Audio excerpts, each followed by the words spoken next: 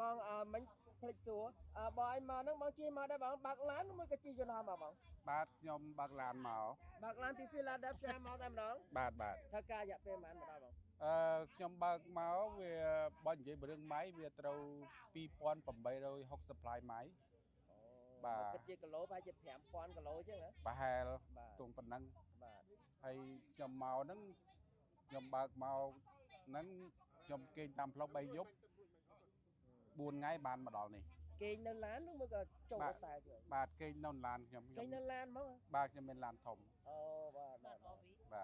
ឡាន RV ហ៎បងបាទ RV ណាអូនខ្ញុំចង់បាន RV ដែរនេះខ្ញុំចង់បានដែរតែបងតែគាត់ណាអត់មានកន្លែងចតឡាននៅផ្ទះ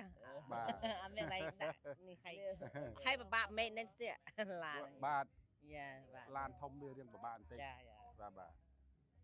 ហើយបងលើថាតាមដានខ្ញុំតាម YouTube ហ៎បាទហើយបងចូលចិត្តមើលវីដេអូអ្វីខ្លះខ្ញុំធ្វើហ្នឹងជាភាសាទឹកសាច់គោទឹកហុកខ្ញុំចូលចិត្តបាទចូលចិត្តបាទចូលចិត្តបងមានបានរៀនធ្វើតាមដែរក្រោយពីមើលឲ្យបងធ្វើតាធ្វើអ្នកធ្វើតាបងសែនអ្នកគាត់ធ្វើដៃអ្នកខ្លែង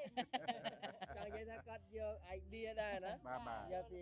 idea របៀបធ្វើពី YouTube បានអញ្ចឹងគាត់ថាយើងបង្ហោះ YouTube ហ្នឹងมัน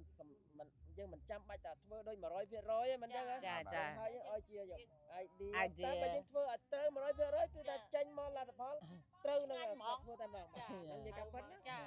អត់កុហកអីពេលញ៉ាំហើយចេញទឹកមាត់មក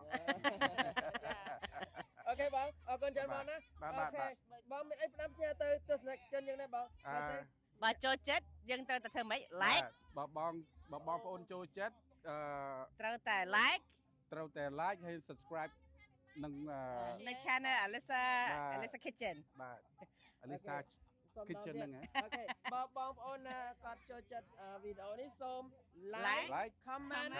share and subscribe បាទអរច្រើនបាទអរគុណបាទអរគុណ